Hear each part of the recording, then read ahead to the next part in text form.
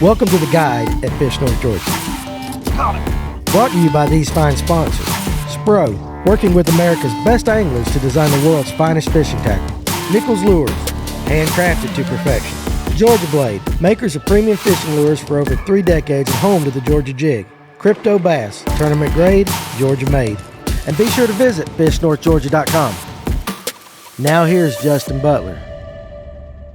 Welcome back, everyone. This is another video with Fish North Georgia, the Guide. I am Justin Butler. I'm going to go over some lures, just a few lures today on what I've been catching them on Lake Lanier recently this past week.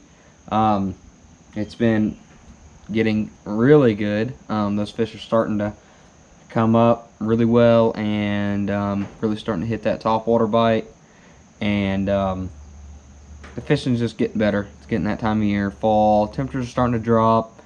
So let's hop right into it. These were the 2 lures that I was throwing when it was calm. Well, kind of calm. A good chop on the water. Sunny with a little clouds, kind of like partly cloudy. You know, just good conditions. Bad conditions when it was water was coming over the front of the boat. It was super windy, super overcast. This is what I was throwing. So, for the calm days, a Seville was the ticket. And this was also, this falls in line. This has just been working. It's the same as the sweet bait over here. It's just working. It's just this time of year for them. So, you can definitely throw this, change up colors a little bit, but you can definitely throw this in those extreme conditions. It was really overcast, really windy. You can still throw this too. The way we were fishing it is we would throw it out there over the humps, points, over brush, on a like a bluff wall almost, and you would just give it a steady reel. And I mean, it would just, all it does is it just swims, just barely. It just barely swims, and I believe that it really just bothers those fish. They can just see it up there, and it's kind of like they try to scare that bait away. But when a bait fish is just hanging out like it's not scared, they're like, oh, watch this. Boom, they drill it. So, that's what we were doing with those. This is a Dangle Truett painted. I know they've got them at Hammond's. But this is a perfect color. Got a red hook up front, feather tail in the back, but you can just get them like they are. I definitely, if it has the crappy hook on the back, that's just the 2, whatever that is, I don't even know what they were thinking. Take that off, put you a good one on here. Top water that we were catching them on is the good old tackle knocker. This is a proven bait, I believe, for these spotted bass, and I mean, it has been destroyed. But if you look at the bait, how many baits do you know that have, it's a texture, glitter, sparkle kind of stuff on the belly? Not many. So this is a great bait. Started out with a kind of bonish white color, hit 3 spots with it, nothing. Changed up to this. That's a really natural looking color. It's got some light hooks on it, which I don't mind. I know a lot of people, they like to really get those fish and just horse them in on that top water. I kind of played with them. Feel like those little hooks penetrate easier, and if you fight them good, set your drag right and everything, not a problem. But this bait, same deal. So a slow kind of just pop, pop, pop. Just give that thing the maximum distance, the gliding distance of that when you're walking the dog. If you can give it the max range where it kind of just stays in that area as long as it can. And I truly believe that those fish just do not like it, and they just get annoyed with it up there. I think they just really want to scare it away. I mean, working this thing, they would come up and swing at it, and they'd swing at it, and then all of a sudden one would just crush it. And I mean, they were coming out of the water, completely out of the water for this thing. I mean, it was unbelievable. So And it's only getting better, guys. So definitely take these tips and go run them out there. That was it, but just hitting those points and humps that had brush on them, and kind of working it slow. I guess it's a slow power fishing almost. You know, it was gonna if it's gonna happen, it's gonna happen in the first 3 casts. So real easy to run to a place, work it for 5 minutes, if that, boom, you're gone, go to the next one. So, and then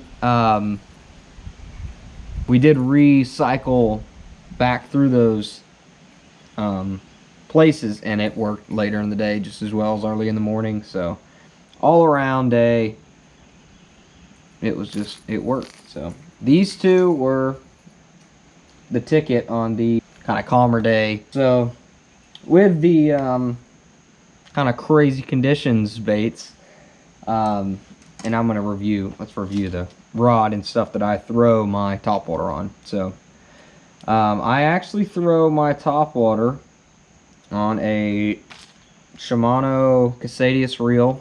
This is 30-pound Power Pro braid, straight braid. This is actually a 6-to-3 gear ratio. Just going back to that thing, you want to keep that bait kind of in that general area, so you're really not picking up as much line, but you're still working that bait enough. I just like it. I feel like I can work my baits almost too fast even with this setup, so I don't think I need a faster reel. But I'm throwing it on a old All-Star rod. This is a graphite rod. It is 6'6". It has just got good tip to it. I can pop straight down. When I'm on my front deck up here, I can just work it straight down and not hit the water and kind of keep it in line. Good rod, good setup. It's an old setup, nothing special about it, but it's a definitely a workhorse. So that's on my topwater, and then on my swim baits, I'm throwing actually a Carolina rig rod.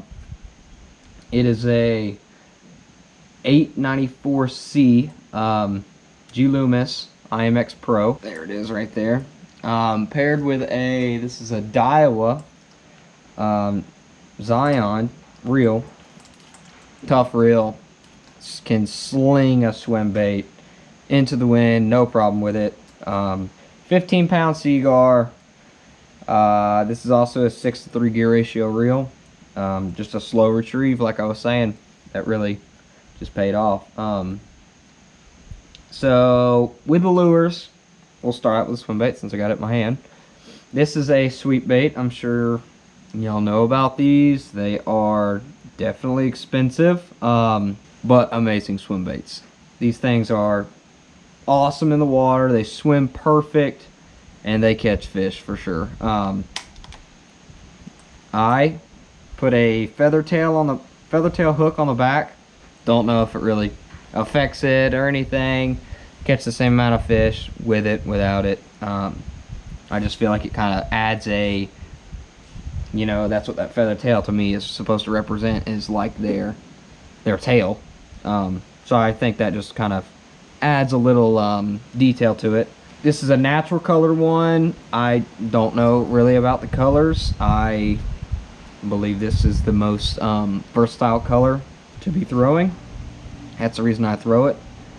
On the windy days though, I am reeling this in the same area, fishing the same areas, just fishing it still kind of slow, a little bit faster, just because I feel like that bait is going to be moving faster in the wind, so kind of a more natural approach.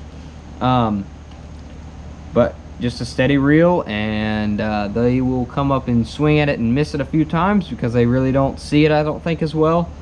And then all of a sudden you're gonna hook up, and it's gonna be, you're gonna have to hold on. So pretty fun bite.